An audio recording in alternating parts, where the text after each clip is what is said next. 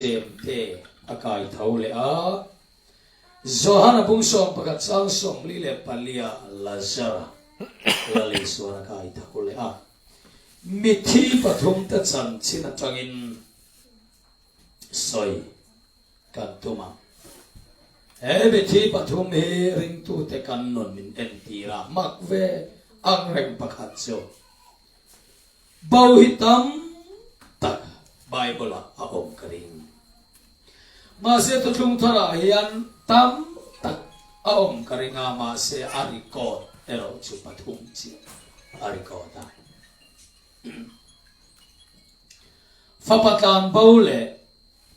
doli baule beram bau mithi poi tam tak lali sora kai tho karinga ti chuan chung tam tak zinga chuan pathum arikot le a cho pathum chu mai thai fapa zaira fanu chem te lazal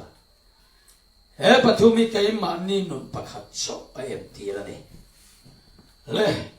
kan soi nga langa zamtin mai hi a soi tur he me man nge ketia amala ka chong hindu sa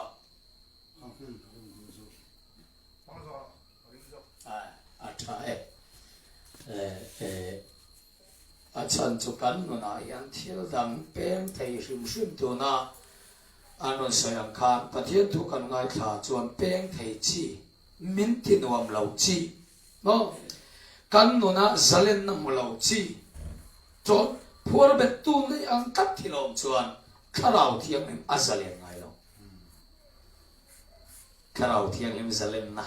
au pot chuan pathian en thuril mit thep tiam do hallelujah en ma enona khan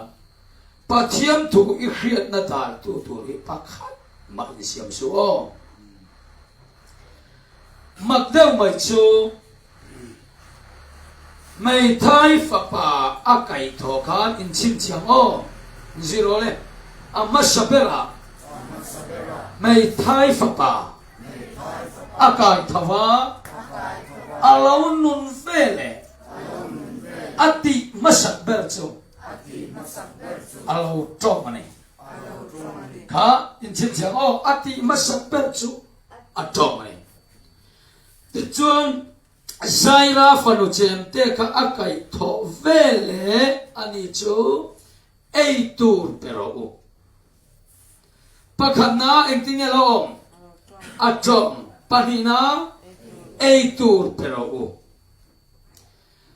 Lazar chu khana ta lo chu vele apur ka phel ula kaltiro trong so pero u kaltiro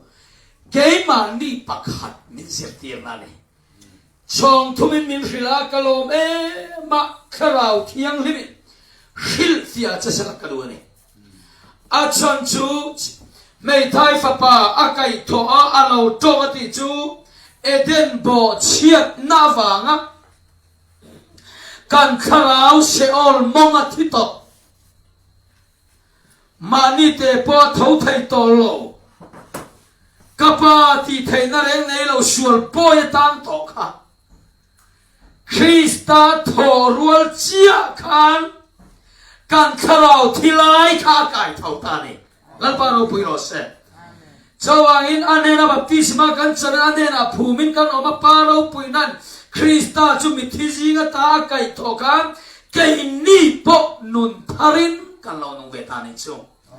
Chawangin atoi zonga kan mizo tonga hiat ola kan soi theida kan fia theidon chuang apakhat na akai thokhan Krista ne na kan in soma Kapa ti thei na pian thar na kan lo chan na yani anon vele atong mithi an tong so so ngai lo mi an lo nun chuan an tong thin nang po leida na chuan I tong thin ma se I kharau ti nun nai chan chia Kristan in som chuan I mu mia lo van lam chan chi ni la soi me an hallelujah so wa ni anon chuan tong thin amak kati em maya methi hi ka mu fawa ti chuan ตัวยักษ์ไปกับชาร์เบฟว่ามิถิจ้องจัวกันให้ไงเราก็จักพอติดตัวเราอันจักพอเด็กละอันนุยเราเลยอาจารย์จะเองว่าเนี่ยอันที่ว่าที่ชวนให้สวยตัวเกี่ยมากังเอ็มมายาลัลปันเรมาที่ชวนจังที่ข้าเราเที่ยงลิมเตยตุยอังเนสอยขี้อังเนสอยไม่อังเนสอยซุ่งจุกันมาโมนัดเทวาลัลปันอากุนอังเซนไม่กันรัลกันจูลหุนข้าเราเที่ยงไม่อังเนมินกังตัวตันลัลปันตีระกันลุงไอ้นั่นเชื่อมเกี่ยงกันบางอันนั่นซุ่งเลยกันมิตุยแต่รูหุลังไอ้หัวน่ะคลิฟีมอังเนมินเชื่อมเกี่ยงทีน่ะมินเชื่อมดำทีนั่นเองสักอย่างให้มิลามิกันสวยโลกันเนี่ยก็ดูเอ็มมายาวันขัดสุดที่อะไรอะครูเซตในตัวเรื่องกักลาก็หัวละมาลุงตากงกษวะขัวเล็กขกอินการะโอ้ยเป็นกะลาเรียจูที่อะไรเลยลุงตาริงคูอินการขกงอันนี้โอ้ยข้อนี้ที่เห็นเราตบอันนี้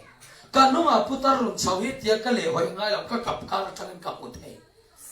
โอ้ยตากันนี่ขนาดนี้ซอยกันนุ่งพุทธรุ่นประกาศทิ้งเขาเสียตัวกับพวกกันนี่เบเทยเรากันขนาดนี้ต้องซอยอันนี้ทิ้งบุกชัดเจนไม่กองกับเจ้าเราว่ามาช่วยได้ที่มาชดกันทิ้งอันนี้พอรุ่นทิ้งเสียทิ้งชุดทิ้งกุ้งงั้นฉันชดอัตตัวกันนี่เบลาข้างละมาตั้งแต่เที่ยงเคยกันตัวKekabayan sendua betibe kika atong lao masekan ha song kan ha da tak min siam thai karau thiang limi a lao ari buan ngai lao fi takin ilung ngai na song ilau thon song ka a chok pheni lalbaro puiro se chawang karau thiang lim na tho hi ring tu tenun achiale atafia takam min thiet tir tu ani el safai chungai kheng zel ro sai mi thi pakhat masaber mai thai fano chu la li sona kai tho vele alo to eden bo chian na wanga suala wanga thi to chatuan nei dil ma chom tur setana saret akwa ta kam ni la ya Kristan minun zong chua ka kan kharau nge athau le kharawin arun zoma fani ti min hiat tira kan churilin mitamu theimia lo pathian ro puisia kan kharawin amu a hele omreng si hen van khole tu hi kan ko puyani ti min hiat tira chuvele lalpa ti fak thaina kan nei nei mithima saper akai tho in min siat tira nei lalpa ro piro se Sawangin nang ma khan rom buria chang song panga hei min zui lok ro le lavom le turin boy ni na kharau in mu ani silova fa ni na kharau in mu ani zoke chu kharau wang chuan apa kapa tin kan out thin ni chu kharau nge chuan ke mani kharau ne pathian fa te kan ni ti min hiat ti thi hallelujah alomam ma pathian in doi sep na kharau pe lau che hey thim te in lau thi ne chen chun lau tro thim ngam in duem takamani te ho ngam indue indu chuan ka thuru rin per kalau rin lokam che kho thim thama nangma ten rama yoma khuwa thima ka ho ngam lo iti chuan a ho ngam na ka rilang che I kor phella I kor te phella arwa kin horo enga pia I lau so kam ba enga run kal pora thim lama inu se in oil le chin o tu po khom kan banga ho la nang ma chau yo chon ka lau de ti sen pher ro mai la ho tiao la a e ga pia lau so ka ga thim la ma kan zel mai chu khala wa pui khan ngai la wa thim ngam na ka lava omle turin boy ni na tharau kan mulo avathaem pathian na pek che lau na ni lo chawan ona du tak zan ina iril ru irun soi chua lok ka du nang ma thilo kha long ngai na te zana imua lo na te nakum ei tur nei lo walung kham na te boy na zong zong hi pathian na tanga idon ni lo pathian na tanga idon chu khamwan tu tharau idonga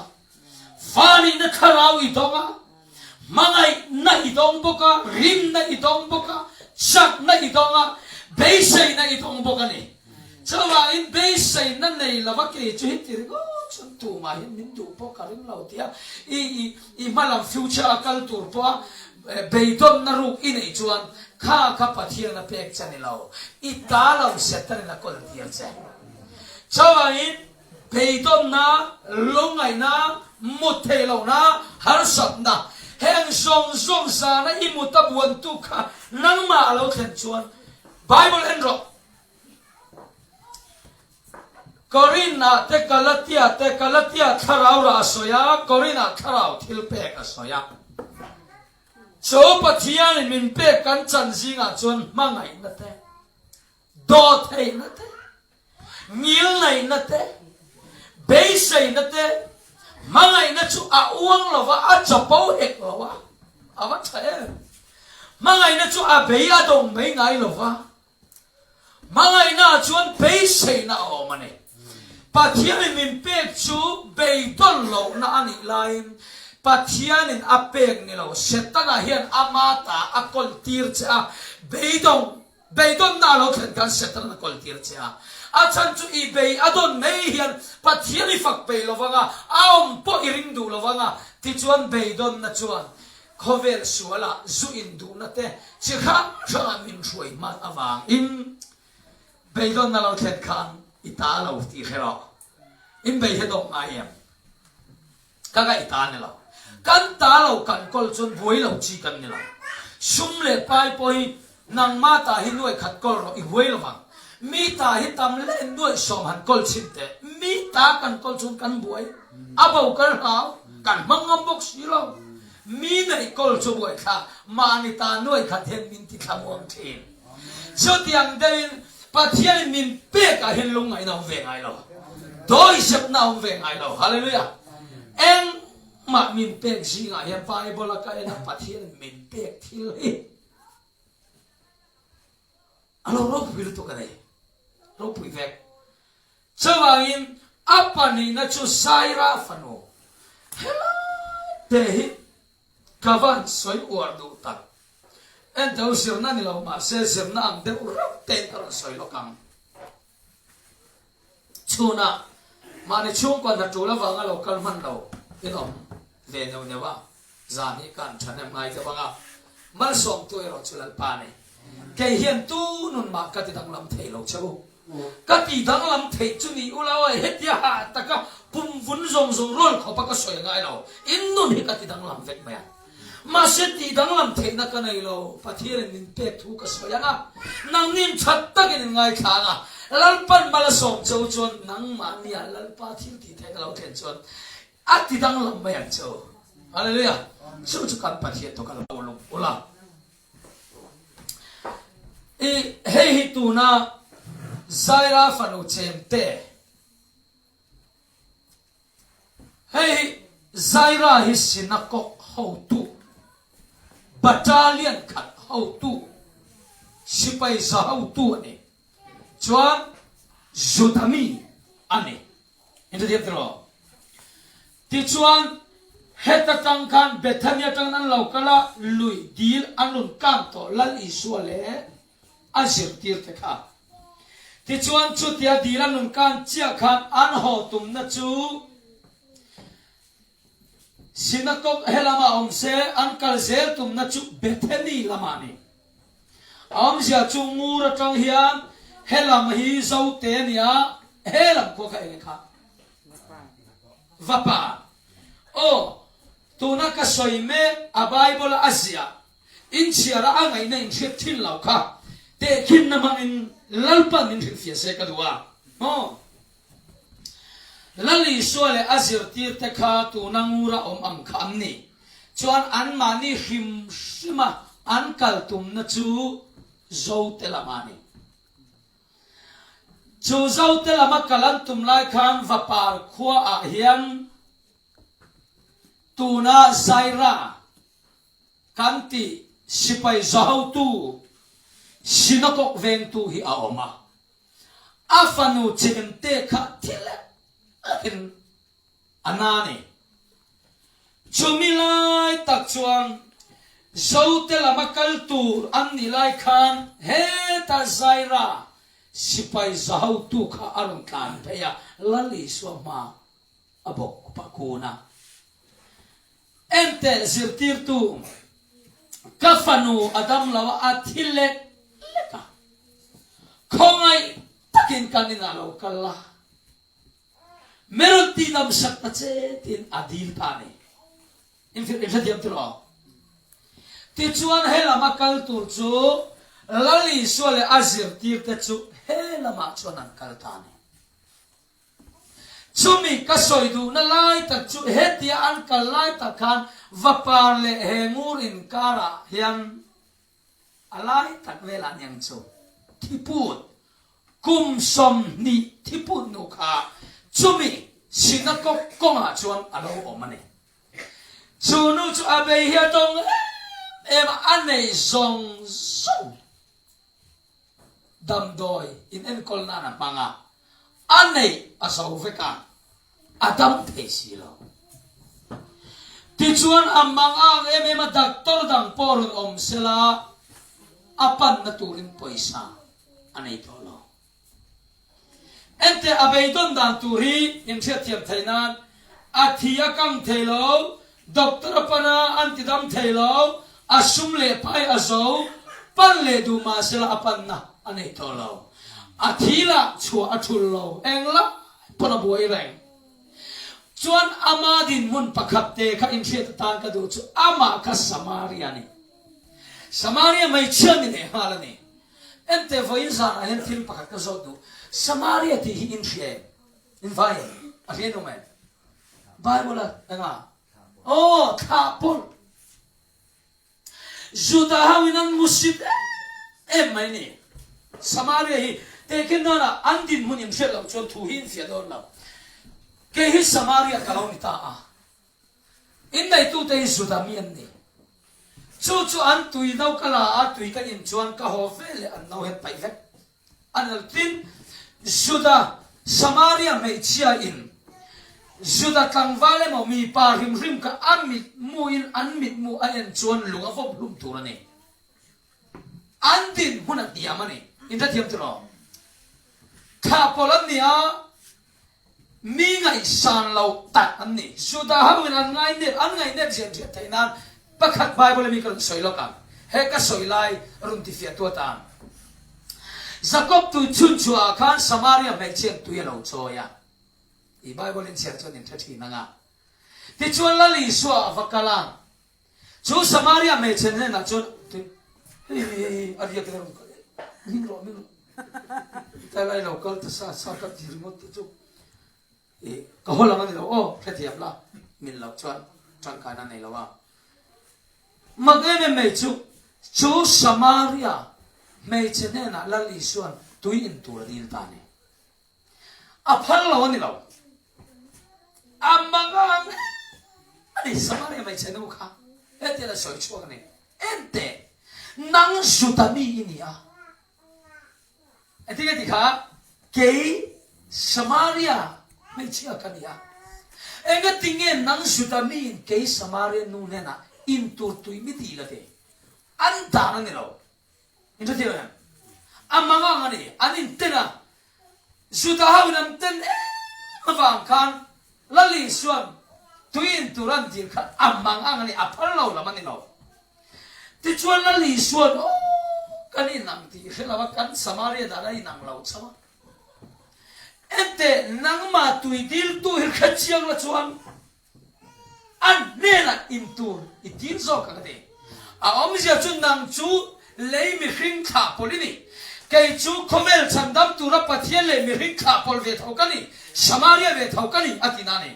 cho wang in luka bung som chang som thum le palin em chuan Samaria rama mi pakhat chuan suam mang tok dam lo cho a khongai ema apema sariang le oina le ya ama sa chunga chuan tira khwal buk akal puya dulip pani dulan ni lo duli dulat ya mai duli ti chat chat to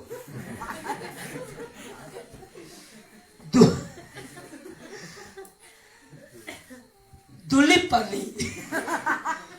aphrape hey day in shoot ve I am dulip pani ati kare dulip pani chu exam nge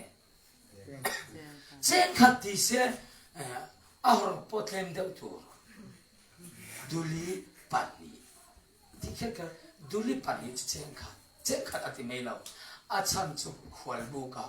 akal tira khwal bu veng tu pa ne na duli pani aphora apea he ya no en kolla he mi ba ka isen zong chu khalo ki le na ka pen che ente ka Samaria rama mitha pakat kalali suania suam mang to ka ke ni kan dia suam mang chu setana hian min hiamani tin sual wang liam kan to the sual wang aliam tuarin chau chang ni amma se malo tile la ma na kan khong pui lai khan zai ka lo thiam ve na ang ei vale a pot le ka cha ka ti ya me chu ka soi tum lam chen to lo ma se in fia zer ka dua Chokalaya Tipunu Akal kong sinakok kenmaa Tipunu alaw oma Chochu kasoy in fear hiyam nila abulatan kasoy talete Chong dalin kasoy fear hiyam Vil na miso chong yang tingyo Kame cheno tan kan atan hun charun her chua chance hun charun her chua achan chu Samaria me chia ka entika man lali so ka akau thiang lawani lali so chu soisu suda tangwal pakhat ka en ringot ma se vom lum turani adin mun niam lutu insa tiam em midin mun noi nung tak niam em ania ma se tha ka ti em mai chu chem te alo dam lo hi Samaria no tan hun tha ker phane lan pa ne na chong thai no lan pa ne na yan na sat takin athu oyang che mi van doi na hi itan van nei na tling the ya mak deu mai kan du lam chu ni la a chan chu falama khang kong avain amina ni ru awang ro pu ye tam lo tu ka amina saber kong kain atlavet sumdong hausong suman van duai ni direct kal tur ka ankal theilo ma se falam khochunga ei chop zong re thei te tan chon van nei na ni helam matora mi bu fai khale lama an thiara ani lon mi khata sing thum tan huwa kong tha se khang hau kha in loro tura mudolo atlan tang dei dona poisa la chu mi hau sa pau kan falama mi re thei ka an sem don siloma ma se an ni tan van duai na ni lai ta kam mi re thei hau tan van nei na ni sum dong hawin thuam non pura oi tun tum chu kap te fu lu tuk am ti tum che an tan van nei na ni a lei tu tan van duai na ni an pek thei lau tumatom em an sem tum ki adong tu tan van duai na ni lai a lei tu tan van nei na ni ete sil i re thiam pa i tong to ma tam tak i lo tong to mai the thil pakhat khat i van duai wangin mi pakhat in lo van nei pha theya mi pakhat van duai wangin nangin i van nei pha the sin mi pakhat chu thil du em ne ya in kom chak te nan ne ya an pe phal silo an dam lava thile kin dam to ina kala tula klom te nan sala nang ni lo le te om ka tin ani lo thil om thei ka soi ani chu o ka soi tum tak chu hei so ania khalaya si chemte dam lo wang khan thipu nu in atan hun thang her phani chu ti chuan samaria nu chu la kau thiang ve silawa judami chu judami ve ki kawanga ya sem tell me mi so pa chu mi so tong bi anga ya sap pa chu sap tong bi anga yang che ya chu tiang chuan ni a amak mai chu Zairas chun afanotan avakau khan lal iswa helama hot ur kha helama anon kalkhan thipu no kong sira lal iswa zui tu ten an soi tam berin thia an zui pa thil ti mak an soi thi methi akai to te kham ro puet tia damlo ati dam te kham mak ati a ram huai an ho chua te kha an soya lal iswa zui tu ten an soi tam ber chu lal iswa thil ti an mit nge an mo an peng nge an riat kha an soi ni chu ti an soi la chu thipu nu kong sir lo om kha atang chansi hunta alo kalta ni chu hallelujah don tu ma una du ta lalpa min ka helche he kar khachungi itan he murkhwa hunta lalpan aru ka tirme ga ne lawai khan changi he chum mi van nei ni ente ka phua chopin thu ka soi lawa chan chim tha ka hili atika ni timin se pui tu kristani van doi na tang har kania tu sir tir na ma ni law lani so sir tir na tang har chu kania kanun na lim puya chu chan chim tha chu ka thei to pin ka choi moya ka choi moi chan chim tha in ka lei tak sa ya choi moi ve sim nang po lalpa nun inei hi I thei to pin choi moi ro I tak sa tlom lai hi ani na choi moi veng che ama ka sin he lei tak sa he ti mai ka me ni edula khatina yan min huak swal faw sim